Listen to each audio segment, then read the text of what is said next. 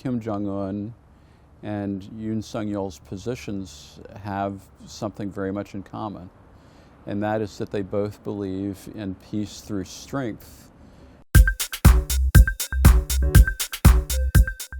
Well, it was a very close election. I think it was kind of a nail-biter. And so it very clearly, I think, reflected the fact that the election itself contributed to a polarizing trend in South Korean society. I think what is more notable is the deepening of the gap and the fact that the sides are almost even but divided. And so that means that a huge challenge for the next president is to try to unify the country and the people.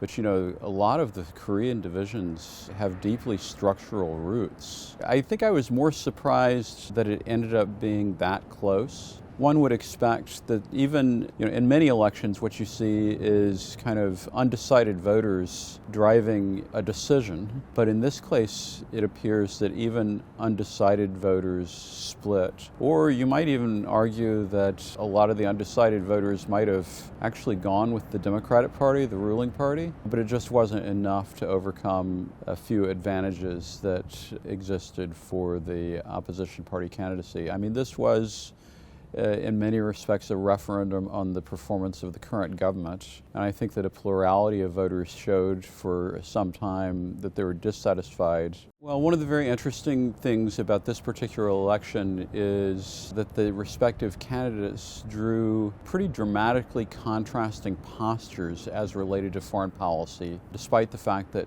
neither of them has any experience in foreign policy. And yet we all knew that the election was going to turn on domestic issues. But with regard to foreign policy orientation towards South Korea's immediate neighbors, there was pretty dramatic contrast. And the major one that everybody is going to be focusing on is that President-elect Yoon is much more focused on deterrence rather than diplomacy with North Korea. I think the right way to look at this particular issue, both for the U.S. and for South Korea, is that the policy choices are really conducted on a spectrum between absolute deterrence on one end and absolute diplomacy on the other.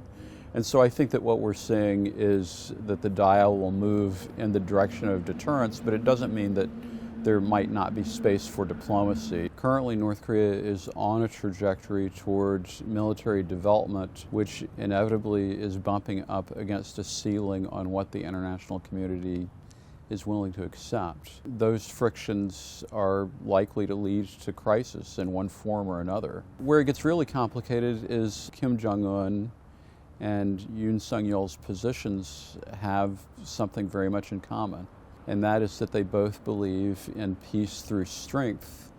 It's just that the going-in position for both sides is going to be that they would like to have the upper hand. So that's a problem because there's a risk that there could be an enhanced competition to gain the upper hand between the two sides, or we could see some sort of crisis that might actually open a window for some kind of dialogue or negotiation. The biggest concern is simply his ability to lead. He has such little experience as a politician.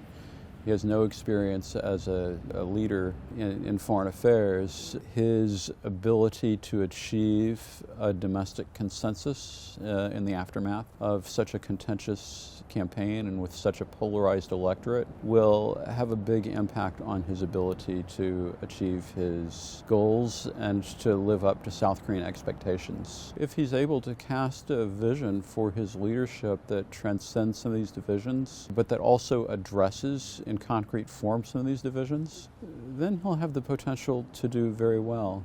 But there's also, I think, a great risk that he can become entrapped in the mire of South Korean domestic politics.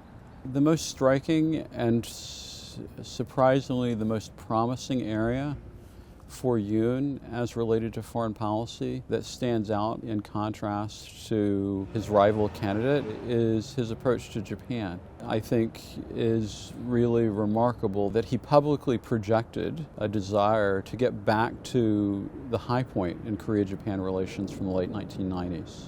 I think that the comfort woman and forced labor issues are now structurally embedded as impediments that have to be dealt with in one form or another. But the fact that he was willing to go out and campaign on an agenda that essentially was pro a normal South Korea relationship with Japan, that's really striking, and I think that it bears watching.